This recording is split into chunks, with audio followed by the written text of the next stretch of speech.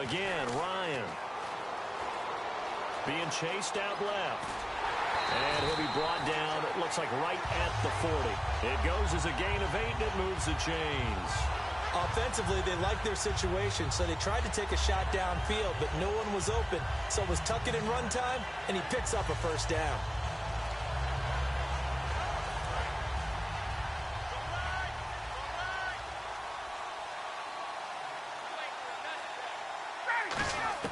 Now Ryan on first down.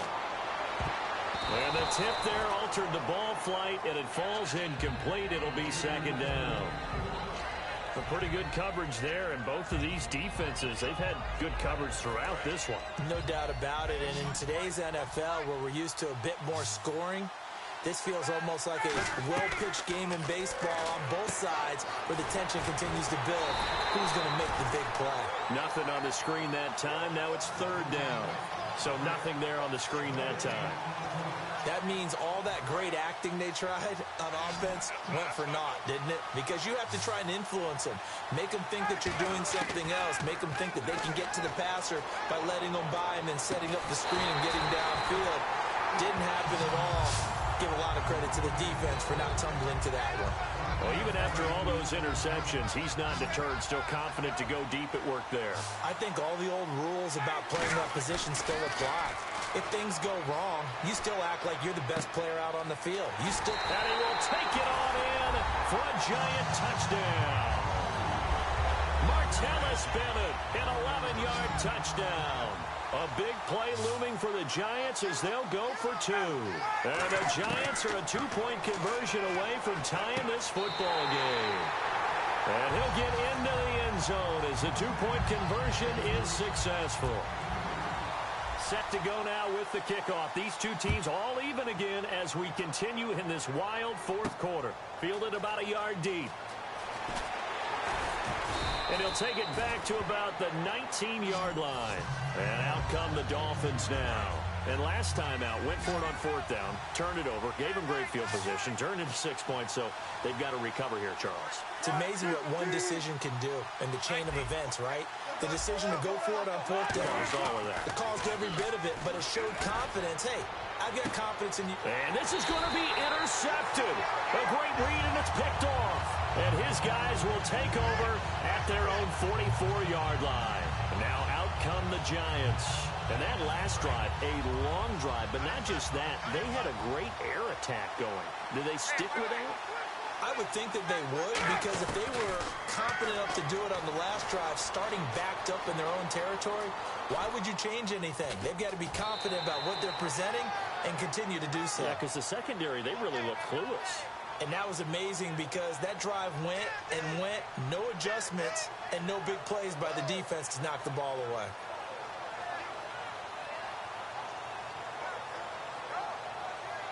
Three yards to go here on second down.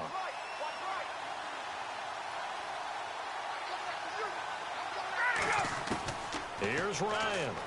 Flushed out right. And this would have been intercepted if he could have gotten the feet in. Instead, it's incomplete.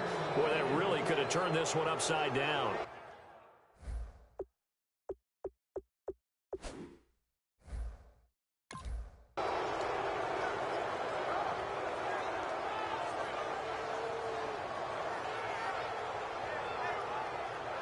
Third down here for the offense after the incomplete pass. Short yardage situation. Here's Charles. And they go backwards here, losing yardage back at the 48-yard line. It's a loss of a full 3 yards, and it brings up fourth down. Tie game, fourth quarter, and they're going for this thing on fourth down. They'll try and throw for it with Ryan. And no, it's incomplete. The Giants go on fourth but come up empty. And the Dolphins get the football in great field position. And the Dolphins offense now ready to go back out on the field. They're on the outskirts of field goal range here in a tie game with a little time. So how do you handle this? What do you do here, Charles? Everybody wants to pick up as much yardage as possible. But the weird part is for field goal kickers, being in really close sometimes puts more pressure on them because it's much more of a position kick as opposed to just going ahead and letting it out and letting it thump. A lot of guys like a little bit of distance because you know they can handle it, and it's a more natural swing of the leg. So maybe getting inside the 20, not that big of a deal. Not that huge of a deal. Sometimes that messes you up with the angles depending on which hash mark you're kicking from. So after that big gain, let's see what else the offense has up its sleeve. We talk about mobility on quarterbacks all the time. Here's where it really pays off. Able to move, evade, and is accurate throwing on the run and picking up the first down. So we got, and now the Giants will stop play as they take a timeout defensively. It's just their first. They've got 2 more to use here in the final stages. They come up in an offset eye. Freeman again. And there just continues to be nowhere to run. He's bottled up again at the line of scrimmage. I would not want to be an offensive lineman in today's NFL, especially not a center or a guard if you got to deal with these massive defensive tackles who can not just beat you with strength, but they can beat you with quickness and guile as well. They can get upfield and make plays. And a lot of times what they're taught, just go ahead and tackle everyone that comes in your area and keep the run with the ball. All right, so time to reset here. It's a huge kick there, gives them the lead, but they've got to be careful that their celebrations aren't a little too premature. You're exactly right about that because there still is time for the other guys to run a few plays and get into field goal position. So this defense is going to need to come up with one final stop if they're going to get out of here with a victory. And New York set to take the field. They're only in need of a field goal, a decent amount of time on the clock. So tell me if I'm wrong. You don't have to be too panicked here. No, not at all. I agree with you. And this is where your preparation and your confidence come.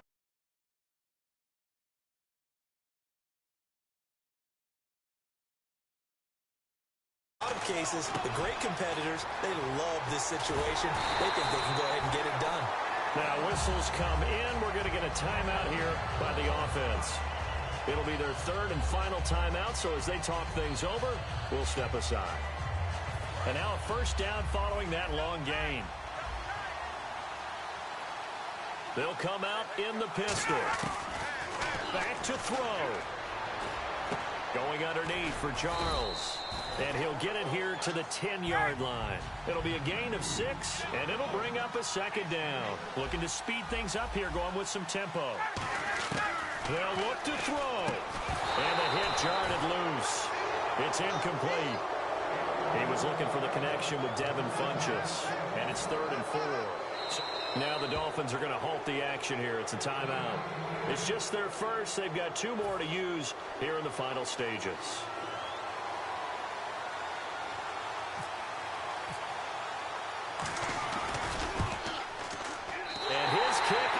Good. And they will tie this game here in the final seconds. So a money kick there in the final seconds. And now, barring any hijinks on the kickoff here, partner, I think you and I, we're going to settle in for a little overtime. And I wouldn't have it any other way. This has been a dog. Now a hit and a loose football. And I think he was able to get back on it. He was. So they will get the ball after all, but that could have been a disaster. The Dolphins offense now heads back on the field. Tie game, and barring something incredible here, we're likely headed to overtime. And just a couple of scenarios here to keep in mind. One, if you want to be really aggressive, you do throw the Hail Mary and see if you can get something down. And that's caught inside the 30. It's a little teaching moment here. And here in overtime, if the team that receives the ball scores a touchdown, it's over. If they don't, we can still have some more football. That's exactly right. If they go down and kick a field goal, the other team gets a possession to either match it or score a touchdown to win the ball game. If both teams kick field goals, the next team to score wins.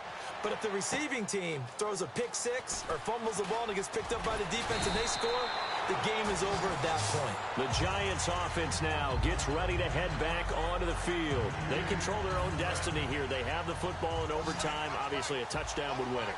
And I think teams around the league are still adjusting to the idea of going downfield, scoring a touchdown wins the game because they were used to just going downfield and trying to get in field goal range to win a game. Still having to make that transition. Let's face it now, the ones who are doing it best know they need to go down, attack, put the ball in the end zone, and not leave it up to a field goal and give the other team a chance. Yeah, as we said, they control their own destiny now. Here's Ryan. And Escobar has it left side. Give him a couple on the catch. It's 2nd and 8. Well, the strategy was evident there. Get it to your tight end and make it a one-on-one play with a cornerback. Who's usually going to win that one? The tight end, but not there. Not in this situation. How about the corner defeating that logic and making a really nice tackle? Escobar with it over the middle. That throw good for only a couple. It brings up 3rd down. Got to give credit where it's due. Really nice defense on that play. The pitch and catch was successful, but not any run after it.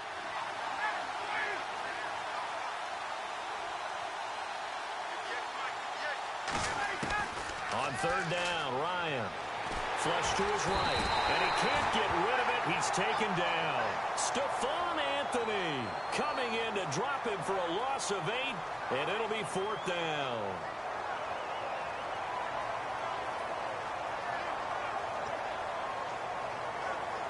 So a big move here, playing to win in overtime. They're going to go for it on 4th down. They're going on 4th down. It's Ryan. And he finds Stills complete. And he's taken down, but not before he gets this into enemy territory across the 40. And a sigh of relief on that sideline right now, because that was a tricky call to go for it here in OT, but they got it. I think it tells us about the mindset of them, though. They decided that they had to go ahead and win the game right now. Didn't want to turn the ball over, give them any other opportunities. One time, one shot, keep the ball, and they went for it and got it.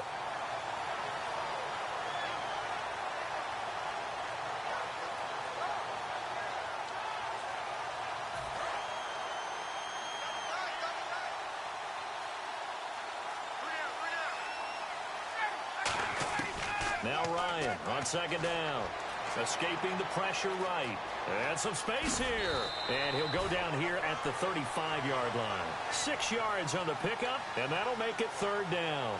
I think we have to give credit to him for buying time and extending the play. But, you know, there's some really upset defenders on that one. They thought that they had him. Instead, he was coated in Teflon and got away. 7th play of the drive upcoming here on 3rd and 6. Play action. Ryan. Oh, and it's intercepted. Ricardo Allen with a pick. A costly mistake here in OT. And you know what they say when you throw an interception like that in overtime? You don't usually get a chance to throw a second one. I mean, I'm not sure the analytics on it. Let's ask Marvin, our statistician, to ring that down for us. That's typically how coaches and teams feel about it. You throw one, you likely cost yourself the game. To throw is Wilson. Caught by Montgomery.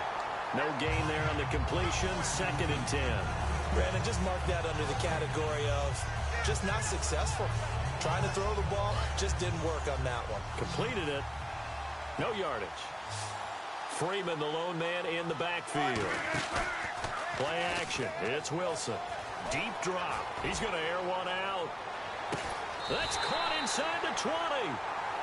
Now hold everything here. We're going to get a timeout by the offense. They'll be left with just 1 remaining here at OT. So the field goal unit is on the field, as this is a big spot right here.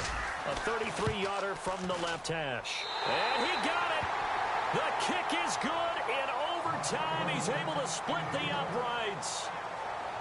We thought this game would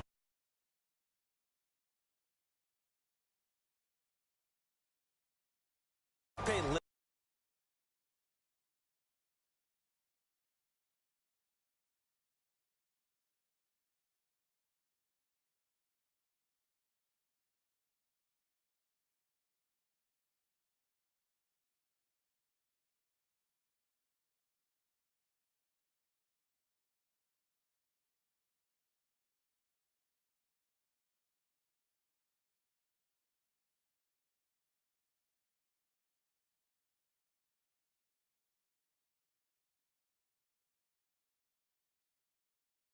How important it is to play defense.